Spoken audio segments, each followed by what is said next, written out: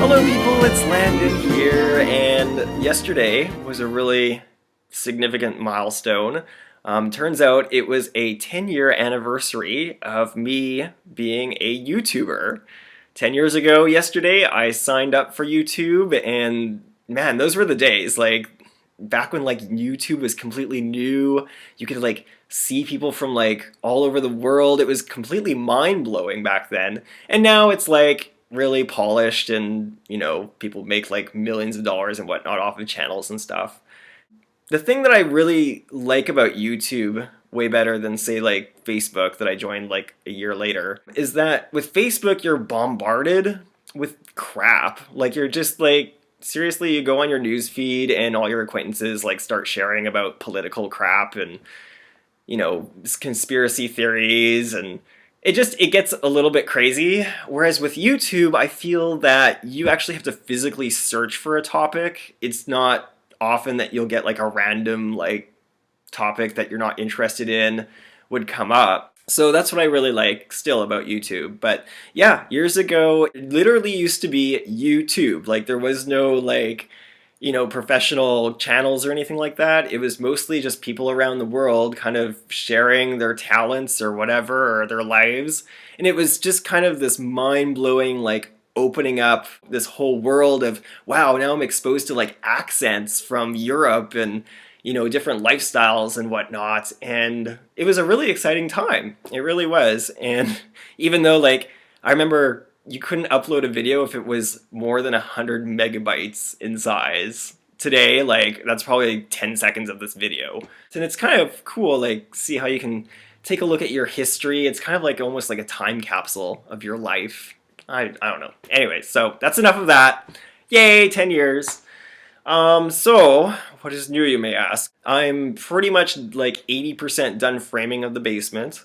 I braced the last wall. It really didn't need bracing, but I just remembered the home inspector giving me like a big like thing when I bought this place, and I'm like, you know what, for the $1,400 it's going to cost to brace that wall, I may as well just do it now, and then that way I won't have any issues selling this place in the future. What else? Oh, yeah, so of course, like doing all this work, I have like no time to like clean and stuff like that. So at work, some people were talking about these amazing cleaning people, and I was like, oh, like, you know, what are they like? They're like, oh yeah, they're so amazing. They like, you walk into your house and it smells fresh and like everything's done. And I'm like, really? And how much is it? And they said $85 every time they come visit. And I'm like, that's like my cell phone bill. Like, that's really not that bad.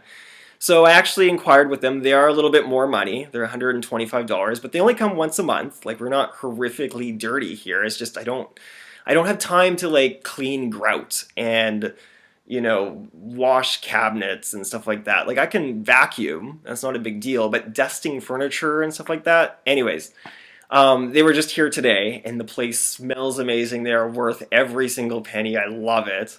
It's just one last thing for me to worry about. Next thing you know, it would be like a gardener or something like that. Also tomorrow, I'm having some new skylights put in. They've been pretty good. They haven't been like leaking terribly. It's just whenever it has like a really significant rainfall, the one leaks. And it's just a little drip, but still, I mean, it's kind of like, it looks kind of gross because you can see where like it's dripping and whatnot. And I contacted this skylight company, and I was expecting skylights being like, I don't know, like when they told me they were ordering them from Europe, I'm like, oh god, they're gonna be like $1,000 a skylight plus labor, which is like $160 an hour here. It's probably not that much, but whatever. Seems that way. But yeah, they're gonna do both skylights for $1,000 including labor, guaranteed not to leak for 10 years by both the manufacturer and the installers. And the guy, he pretty much sold me on it. He says, you know, back in the 80s, there wasn't really like a one-piece skylight. Like, the builder of this house would have made a shaft and put some flashing around it, put a piece of glass, and then more flashing, sealed that, and then put some corrugated plastic and sealed that. Like, it was kind of all jerry-rigged. And so he says today, like, they're all one piece. They have flashing that's like several feet long. It's not going to leak. So I'm like, just do it. Anywho, lots of stuff going on with the house. I really I know I have been working on this place for like a year and a half now, but it is really coming down to the crunch because I have something called a graduate retention bonus, where if you're a recent graduate in the province of Saskatchewan, the province pays you money to like still live here because years ago, like people got educated here and they left because it's Saskatchewan, right? So that was awesome for the first couple of years, but then what happened is they changed the tax law that, and then I mean it makes sense, but they changed it that you have to make like earned income to get your tax back. So it became like a non-refundable tax credit. It used to be completely refundable, but now it's like, okay, you actually have to earn the income to, instead of just giving out checks to people that are living in their basements just because they got a degree. So because of that, and I don't make that much income, I mean, I make decent, but like not like six figures. Because of that, you can carry over the credits, but next year is the last year that I can claim the credits. So I need to make a buttload of income in 2017 in order to get that graduate retention bonus. I need to get the basement done and rented out in 2017, and I'm also going to move into one of the windowless bedrooms for myself and rent out the master bedroom. And I even joined Airbnb. I'm gonna give that a try. I mean, Airbnb is more designed for, you know, people that want a vacation and not come to Regina, if that makes any sense.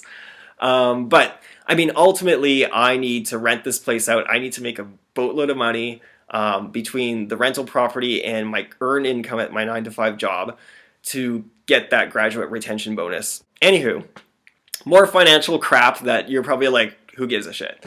Anywho's, all I'm saying is that it really has put some urgency on getting this place rented out, and really it's been a year and a half. Like, I need to rent this place out at capacity. Hopefully you guys are doing really well. We had our Canadian Thanksgiving last weekend, and I know that Thanksgiving in the US is coming up, so, you know, happy feasting. I don't know. It's so weird. We like celebrate Thanksgiving in Canada, but it's not like, we're not really celebrating anything. It's just a day to eat.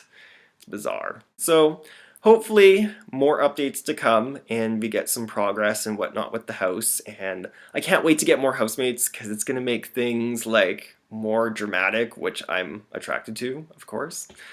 But yeah, hopefully you guys are doing really well, and we'll talk to you later. Take care.